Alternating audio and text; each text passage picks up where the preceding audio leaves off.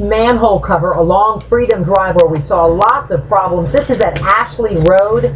Sewage drains clogged and look, just bubbling up today, causing major headaches for drivers right around this area. Want to see how quick a car becomes a boat? Well, here it is right here. Car is just floating away.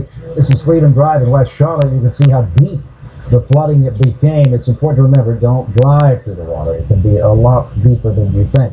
WBTV's Kristen Hampton joins us live from Freedom Drive at Moorhead right now. Now, Kristen, we've seen you out all afternoon. What's it looking? Is it receding somewhat? Receded even more since we last spoke to you. Let's take a look at the ground here. You can see the mud all over the street here. That's as high up as the water came, and it's receded several feet out here on the roadway.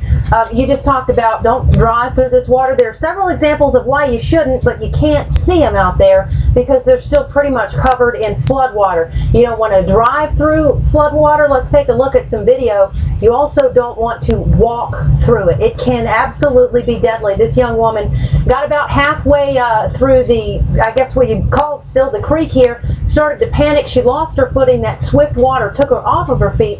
Thank goodness the CMPD officer, Wendy Curl, was out here, went right into the water, plucked her out of there, brought her to safety. That woman is fine tonight. I want to show you another young woman who got her car stuck, just like we've been telling you. She got about halfway through the water, and it just didn't quite work out for her. Let's hear from her now.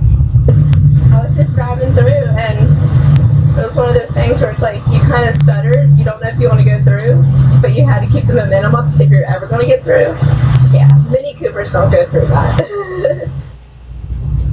Some of that video we showed you of those cars going through, that was not the worst of the water here. I've actually moved off to another business here when it got that bad, and there are several businesses in this area cleaning out several feet of water from inside their stores there. As it slowly starts to go down, I'm sure they're going to see some of the devastation that this muddy, swift water has left behind. Right now, we are live in West Charlotte. Kristen Hampton, WBTV on your side. It makes you wonder what that woman was thinking about to get in that water and try to walk across, Kristen. Thank you. Would be a good question. Here's a video of ceiling.